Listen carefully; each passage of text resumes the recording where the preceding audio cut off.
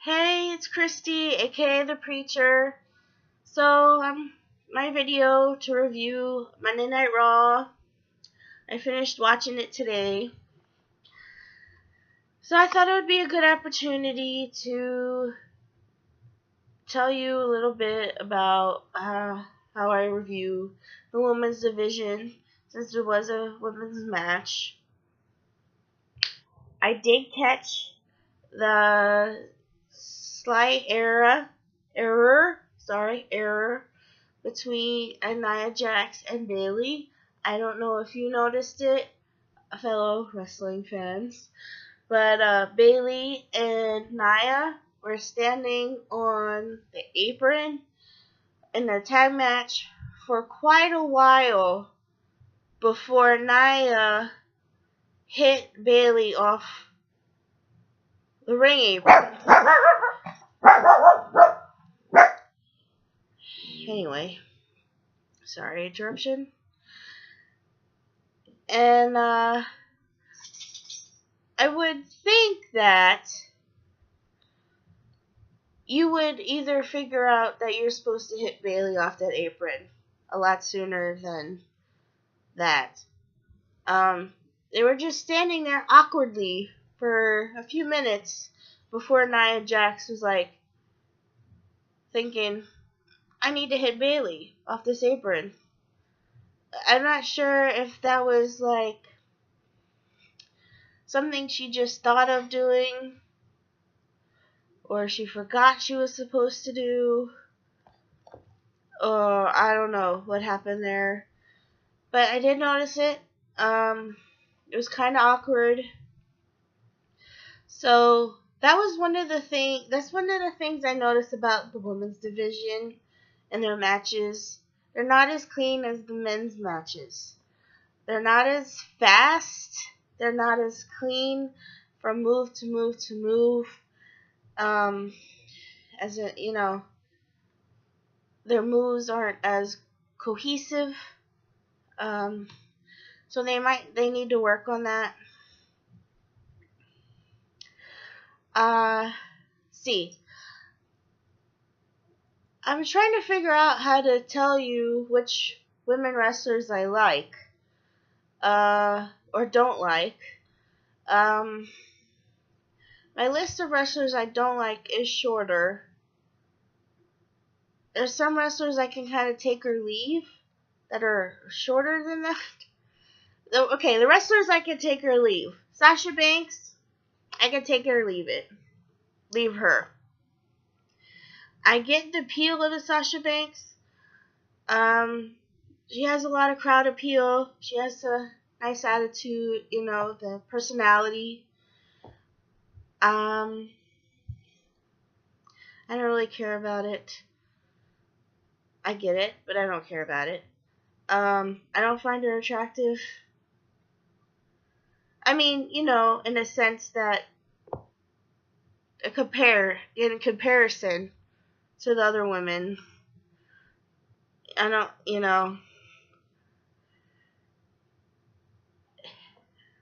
whatever. You know what I mean? I don't think she's all that good looking. She could be better looking.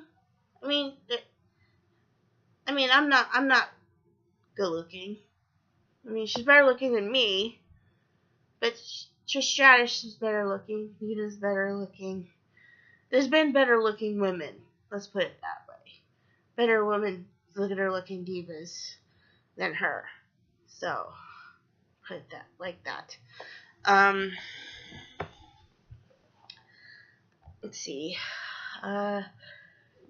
Bayley, I don't think's gonna make it. She's really young, really naive. I don't know. Hug life things doesn't work for me. I get it works for the children. Okay, let me just tell you, like WWE really placates to the children with this. Bayley and John Cena and even New Day. Now, I like New Day.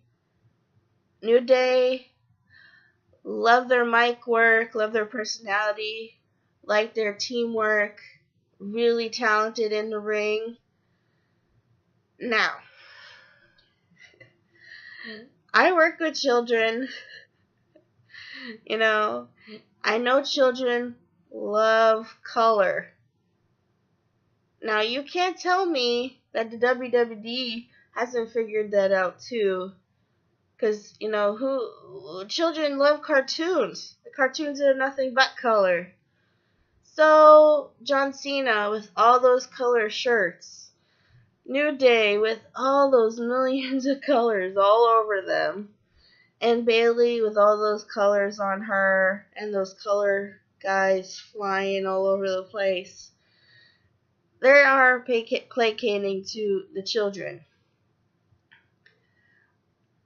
What happened to the WWE? What happened to the Attitude Era? I mean, the Attitude Era was not placating to children.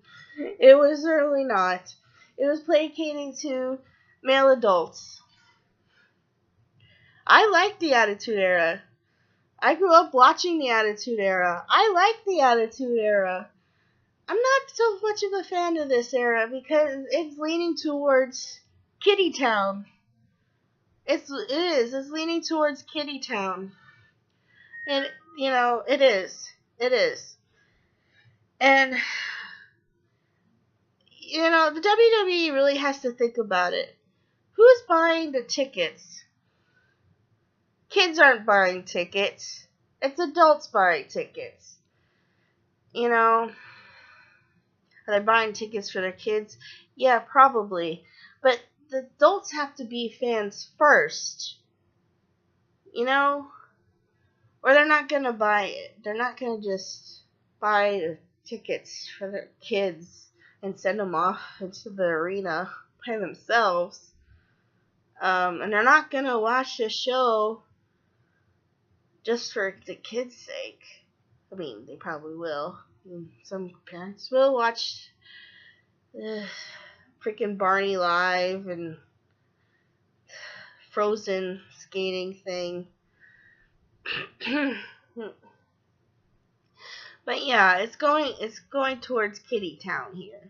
And it's kind of getting ridiculous, okay? Let's get the PG rating up a bit here, okay? This is getting just silly. I don't know, I went off on a tangent and I'm supposed to be reviewing Raw. And I was talking about the women's division, but it's because of the colors distracted me. That's what kids like, are colors. It distracts them. So Bayley, I don't like her. Not like, I don't like is not the word. I'm sorry. I could take her or leave her. I don't think she's gonna make it.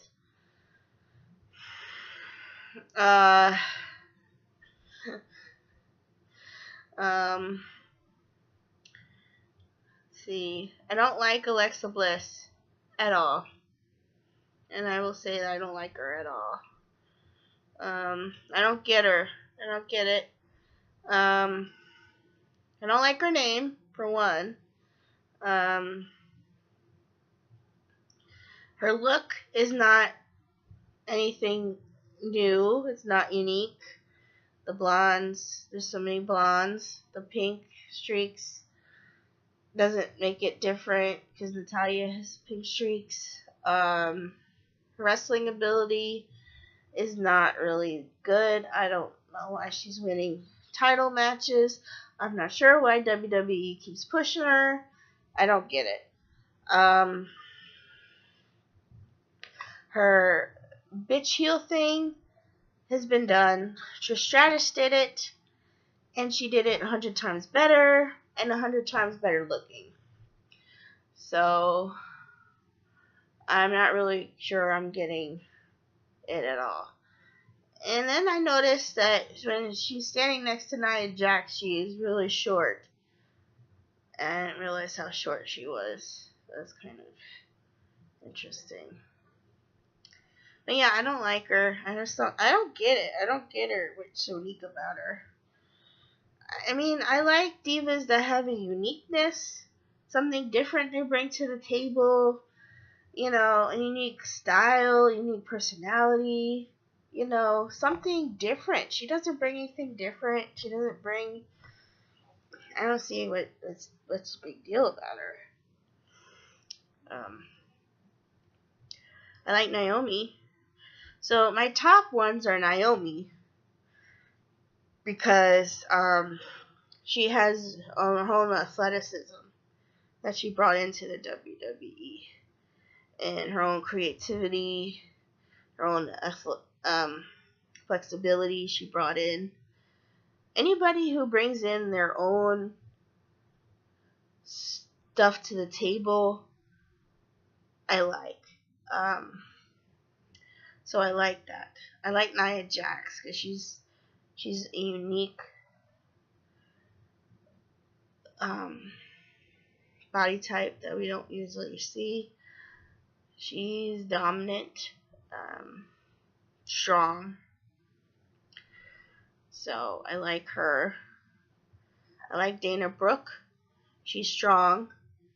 Now, unfortunately, she's forgettable at this point because she's been teamed up with other people. She was teamed up with Charlotte.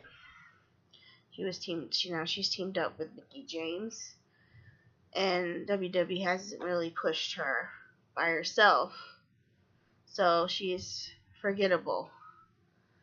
But I like that she brings her own strength, but bodybuilding strength, to the table. That's what I like about her. And so that's about that. So that's all I'm going to say about the women's division, because those are the top 3 I like. Those are the top 2 I could take or leave. Bayley, Sasha Banks, and Alexa Bliss I don't like at all. And other girls I'm not really going to comment on because, let's just face it, they're not going to get rid of Natalya or Charlotte or Tamina because of their name. And I don't think they would. I don't think they should anyway, because they need that in the women's division at this point. I'm going to throw Becky Lynch and Paige out there, their names. Not that they get rid of them, but I like them. I like the roughneck. Usually the wrestlers from the UK bring that tough, kick-ass style. So, I like that. So, moving on from the women's division, let's go to what I noticed in the other matches on Raw. Okay, so trying to think.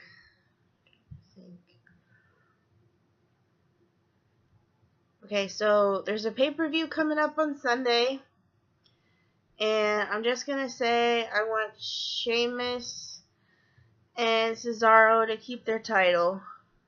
And you Hardy fans can boo me all you want. Sorry, I just don't like the whole titles going back and forth thing. I just don't like it. But I want Cesaro and Sheamus to keep them. Let's see.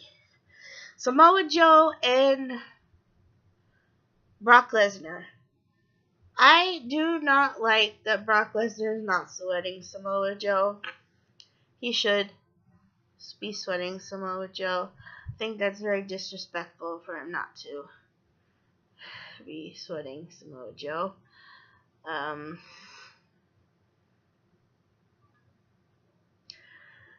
I'm not sure who's going to win that one. That's a tough one. That's going to be a tough one.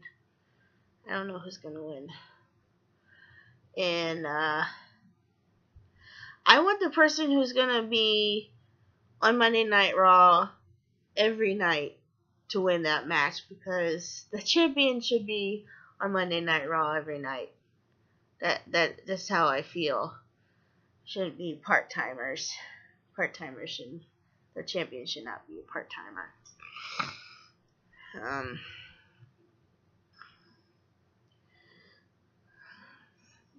Roman Reigns and Braun Strowman. I totally just want Braun Strowman to kick his ass. What can I say? I want Braun Strowman to kick Roman Reigns' ass. And I want Braun Strowman to be the one. I want it to be his yard. I want it to be Braun Strowman's yard. He's been kicking Roman Reigns' beat. He's been kicking Roman Reigns' ass for a while now. And somehow it's Roman Reigns' yard.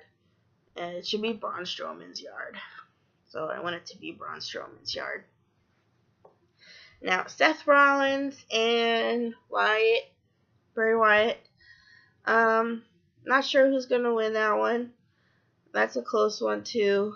I have to get a slight edge to Seth Rollins because he has a little bit of the speed. He has a speed factor. He has the speed.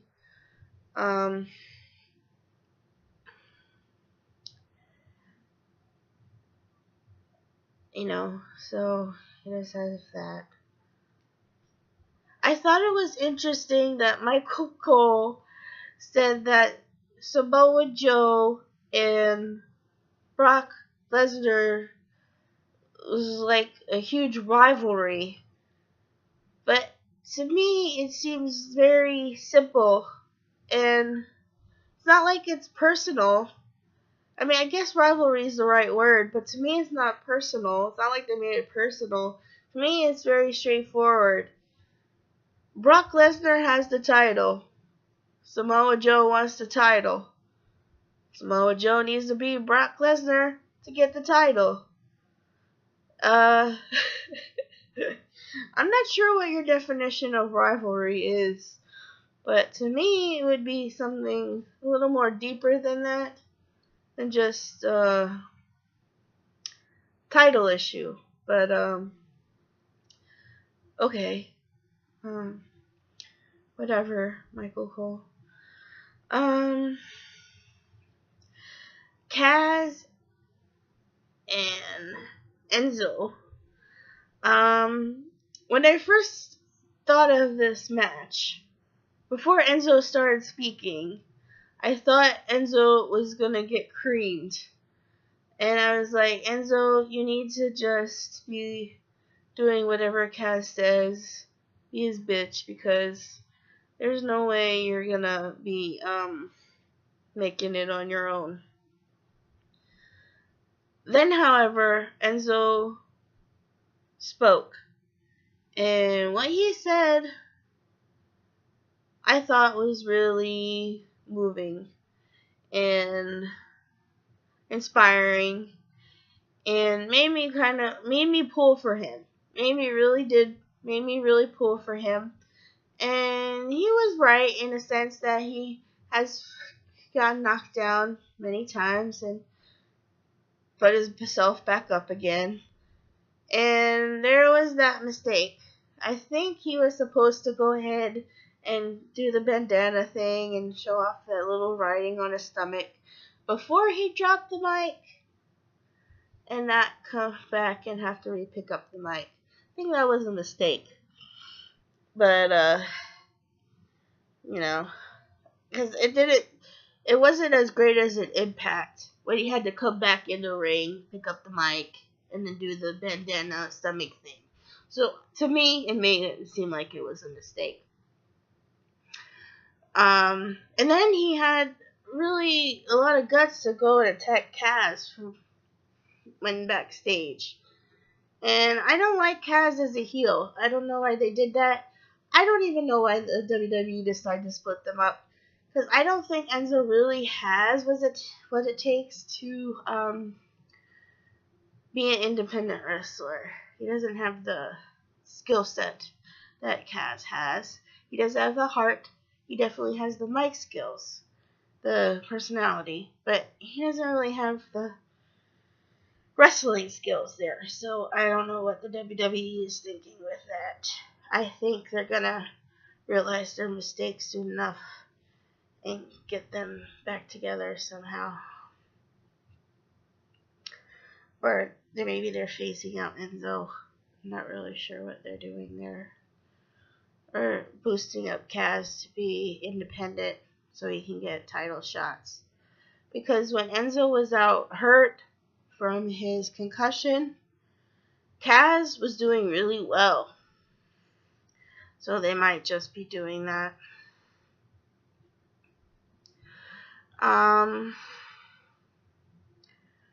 Trying to think if there was...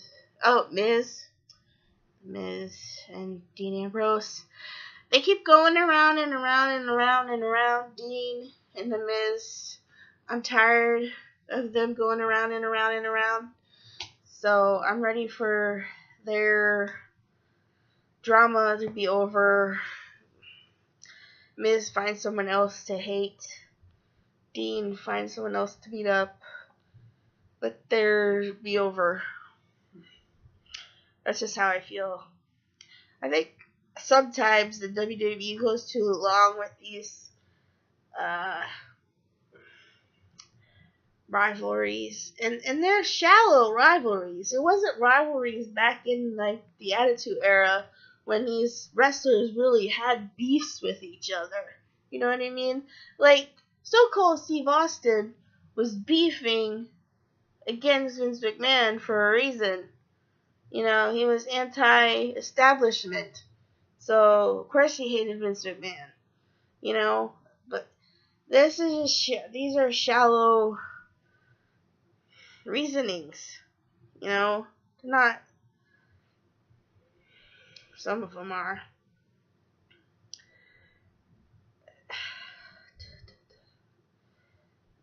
I don't know where the beefs are from the Attitude Era for like serious beefs. I mean, remember the beef that Kane had with Triple H? Triple H was like pretending to like something with the dead girlfriend, about Kane's dead girlfriend. I mean, that was like seriously personal. That was like seriously personal beef. And like Trish Stratus. Okay, so remember that whole storyline when Lita was like with the Hardys, and she was with Matt Hardy, and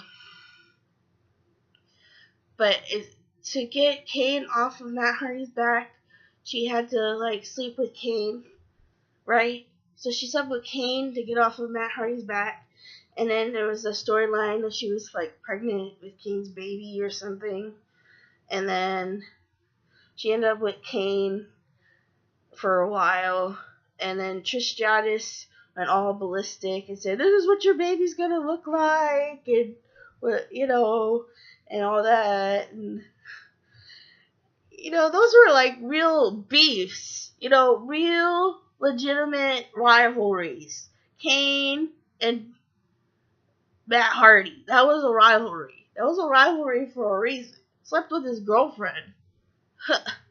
Doesn't get much harsher than that. And then it turns out that she didn't even want either one of them. She wanted Edge. So then it was like Edge and Kane had that. So it was like, those were rivalries. Those were legitimate rivalries. Legitimate, horrible, crazy storylines from the Attitude Era. Alright, and now we have these shallow rivalries where The Miz and Dean Ambrose, what are they? Their beef is over the Intercontinental Championship. That's so basic.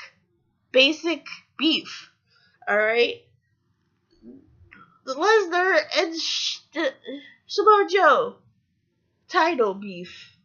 Basic. Okay? There's no real storylines there. So why? Alright, next in line. You know? And then the whole Wyatt, just because Wyatt thinks he's a god, and Seth Rollins doesn't think he's a god, and Wyatt's saying Seth Rollins needs to be. I don't even know what their beef is about, to be honest. That's how weird shallow it is. It doesn't make any sense. And then Braun was supposed to beat up Roman Reigns. I get Braun's beef, his shoulder. Roman Reigns took him out with his shoulder. I get that beef. But some of these beefs don't make sense. They're not even real legitimate beefs. They're so shallow. Has their writing team changed? Had their creativity team changed? They need to get on the ball and come up with some new, exciting, real rivalries, real storylines. Way back in the day, it was really good storylines. Man. Vicky Guerrero, man, made it everything crazy. The Big Show, slapping that butt. Sheesh. And that wasn't really even the Attitude Era. That was kind of recent, not too recent, but, And then, the X-Rated show, totally inappropriate. I mean, that wouldn't even be like, they probably wouldn't even show that on TV now. They probably wouldn't even get show that on TV now. Wusses. WWE's turned into wusses. Grow a pair, WWE. Grow a pair. Alright, so this is Christy, aka the Preacher, signing off. Just signing off. I will report about SmackDown later.